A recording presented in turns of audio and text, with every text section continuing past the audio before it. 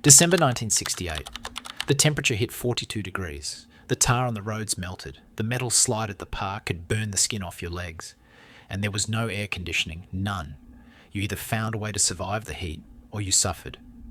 This is how Australians stayed cool during summer in the 60s and 70s, before modern comfort, before climate control, when beating the heat required ingenuity, endurance, and a complete disregard for dignity. 1. Pedestal fans that sounded like helicopters. Every house had one. That big metal pedestal fan standing in the corner like an industrial strength weapon. You'd switch it on, and the whole house would know about it. The noise was deafening, a mechanical roar that drowned out conversation. It didn't cool the air, it just moved hot air around. But somehow, having that air moving across your sweaty skin made it almost bearable. You'd position yourself directly in front of it, close your eyes, let it blast you in the face, talk into it, and your voice would vibrate, sound robotic and ridiculous. Every kid did it, making their voice shake like they were in a wind tunnel. At night, you'd aim it at your bed, lie there, sheet off, just you and that hurricane-force wind keeping you from melting. The fan would oscillate back and forth. You'd time your breathing to when it hit you. 10 seconds of relief, 10 seconds of hell, repeat. The metal cage around the blades would get dusty. Nobody cleaned it properly. The dust would just circulate through the room with the hot air. If the fan broke down, it was a crisis.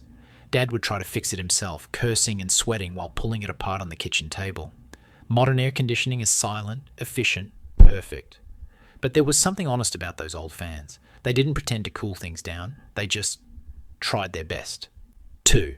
Sleeping on the veranda. When your bedroom became an oven, you moved outside. The veranda was the Australian summer bedroom. Every house with a veranda used it. Mum would drag the mattresses out in the late afternoon, set them up in a row, 3 kids to a mattress sometimes.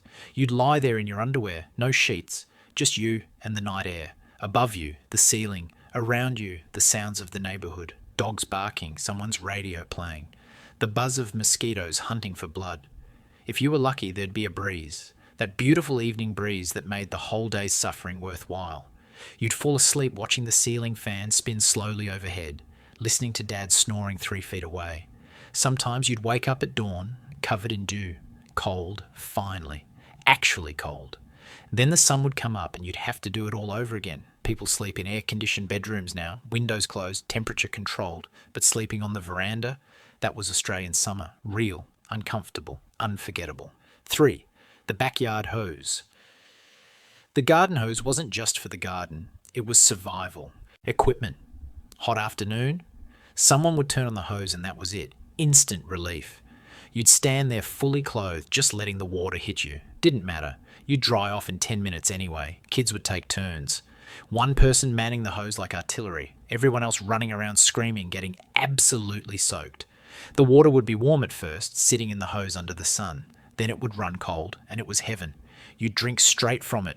Put your thumb over the end to make it spray. Aim it at your brother's face when Mum wasn't looking. The grass would turn into mud. You'd slip over, get covered in dirt. Mum would yell that you were making a mess. But she'd leave the hose running, because she knew. This was how you survived. At night, Dad would stand in the backyard in his singlet, hosing himself down before bed. No shame, no dignity. Just a man in his hose, fighting the Australian summer the only way he knew how. 4. Wet towels over the windows. This was Mum's scientific method for climate control. Wet a towel, bath towel, beach towel, whatever you had. Soak it completely. Hang it over the window where the breeze was coming through. The air would pass through the wet fabric and somehow, miraculously, it would feel cooler on the other side. Evaporative cooling, they call it now.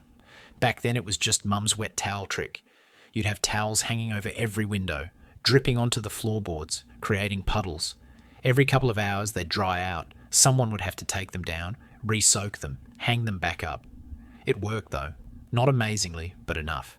The house would be maybe 2-3 degrees cooler. At night, some people would hang wet sheets over their beds, sleep under them, let the evaporation cool them down. You'd wake up and the sheet would be bone dry, all that moisture pulled out by the heat. Modern homes have double glazed windows, insulation, air conditioning. But those wet towels, hanging in the windows, that was Australian ingenuity, pure and simple. 5. The local swimming pool was your second home. Summer meant the pool. every single day if you could manage it. Your local council pool, always packed, always chaotic, always the best place to be. You'd get there right when it opened, 10 o'clock, already 30 degrees outside, pay your 30 cents, get your hands stamped, run through the chlorine foot bath. The water was freezing at first. Shocking. You'd ease in slowly, or your mates would push you. Then you'd stay there for hours, literally hours, swimming, diving, playing, turning into a prune. The pool water would warm up as the day went on and more bodies got in. By mid-afternoon, it was like swimming in bath water. But you didn't care. You were in water. That's all that mattered. The concrete around the pool would be scorching hot. You'd have to run across it, feet burning, diving back into the water to cool them down. Lunch was a meat pie from the canteen. Maybe an ice block if you had money left over. Then back in the water until closing time, 5 o'clock. The lifeguard would blow the whistle, everyone out. You'd walk home, skin tight from the chlorine, exhausted, sunburnt, happy. Your hair would be green by the end of summer from all that chlorine. Your eyes would be red and stinging every single night. That pool was your refuge, your escape, your salvation from the heat. 6. Cold baths in the middle of the day. You got so hot you couldn't function? You ran a cold bath, middle of the day, fully clothed sometimes. You'd just get in. The water would be cold from the tap. Actually cold, not cooled down, just tap temperature. You'd sink in, feel your body temperature drop, feel your brain start working again, lie there for 10 minutes, 15, however long it took. Sometimes multiple kids would share the same bath water, jump in one after another. No privacy, no shame, just desperate humans seeking relief. Other times you'd run the as key. Bath, get in, drain it, run another one. 2, 3 cold baths in an afternoon. Your skin would be wrinkled, your fingers like prunes. But you'd be cool, finally cool. Mum would complain about the water bill. We can't afford this. But she'd let you do it anyway, because the alternative was having hot, miserable, angry kids destroying the house. Now people have pools, air conditioning, climate control, but that cold bath in the middle of a scorching day, that was luxury. That was relief. 7. The drive-in movies for the breeze. Saturday night, too hot to stay home. The drive-in was the answer. Not for the movie, though that was nice. For the evening breeze. You'd load up the car, kids in pyjamas already, pillows, blankets for later when it finally cooled down. Drive to the drive-in. Pay your $3 for the whole family. Find your spot. The speaker would hang from the window, tinny sound, barely adequate. Nobody cared. You'd open all the car doors, sit on the hood, spread out, blankets on the ground. The movie would start as the sun went down, and finally, the temperature would drop. That evening, breeze would start, cool air moving across the paddock, pushing away the day's heat. Kids would fall asleep on the blankets before the movie ended. Parents would actually watch the film, enjoying the first comfortable moment of the day. Mosquitoes would come out. You'd get bitten. Slap at your arms and legs. Still worth it for the cool air. By the time the movie finished, it might be almost cold. You'd need those blankets. Dad would carry the sleeping kids back to the car, drive home slowly, everyone peaceful. The drive-in was entertainment, sure, but mostly it was an escape. A way to wait out the worst of the heat in relative comfort. 8. Sitting in front of the open fridge. You'd get caught doing this, every time, but you'd do it anyway. Open the fridge door, stand there, let that cold air wash over you. The fridge would be old, noisy, struggling to keep. Things cold even with the door closed, but that burst of cold air, worth it. You'd stick your face in, your arms in, press yourself against the door opening. Mum would catch you. Shut that door, you're wasting electricity, you're making it work harder. She was right. The fridge would have to work overtime to cool down again, but for 30 seconds you felt alive, you felt human, you felt cold. Sometimes you'd grab ice cubes, hold them against your neck, your wrists, let them melt down your arms. Or you'd eat ice cream straight from the container, standing there with the door open. Double the crime. Modern fridges have alarms. They beep if you leave them open too long. Back then, the only alarm was Mum's voice from the other room. I can hear that fridge door. 9. The picture theatre's air conditioning. The pictures weren't just entertainment in summer, they were air-conditioned refuge.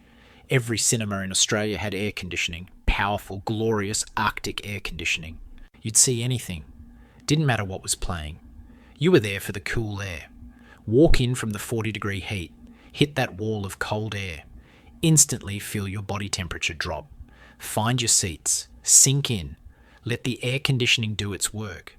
The movie could be terrible, could be boring. Didn't matter. You were cool. You'd sit through the entire thing. Maybe even sit through it twice if you could get away with it. 3 hours of perfect temperature. 3 hours of relief. Some people would bring jumpers. Actually get cold inside the cinema. That's how powerful the air conditioning was.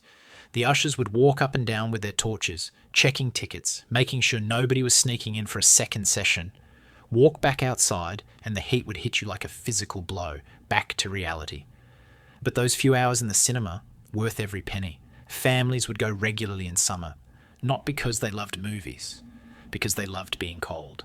The cinema was your oasis, your sanctuary, your 3 hours of paradise in the middle of hell. 10. The beach, from dawn until dark. If you lived near the beach, summer was manageable. If you didn't, you envied everyone who did. Beach days started early, sunrise, before the heat really kicked in. You'd pack everything, towels, umbrellas, lunch, drinks, the entire family's worth of stuff. Set up camp on the sand, umbrella for mum, towels spread out, esky with cordial and sandwiches. Then into the water, stay there all day. The ocean was your air conditioning. Better than any fan, any wet towel, any cold bath. You'd swim until your lips turned blue, your fingers wrinkled, your skin went pale. Come out, warm up on the sand, eat a sandwich, then straight back in. The water would be crowded, bodies everywhere. Everyone had the same idea. You'd body surf, dive through waves, float on your back, anything to stay in the water. By late afternoon, you'd be exhausted, sunburnt despite the zinc cream, completely spent. Pack up, drive home, fall asleep in the car, wake up with sand in your bed, salt in your hair, and the smell of the ocean still on your skin. If you had the beach, you survived summer. If you didn't, you just suffered. 10 ways Australians stayed cool in the 60s and 70s. No air conditioning, no climate control, just ingenuity, determination, and the occasional act of desperation. We've gained comfort since then, temperature-controlled homes, instant relief at the touch of a button. But we've lost something too, that shared suffering. That collective understanding that summer was meant to be endured, not avoided. Those hot nights on the veranda, those hours at the pool, those wet towels hanging in every window, that was Australian summer, raw, real, unforgettable. Which one of these do you remember? How did your family beat the heat?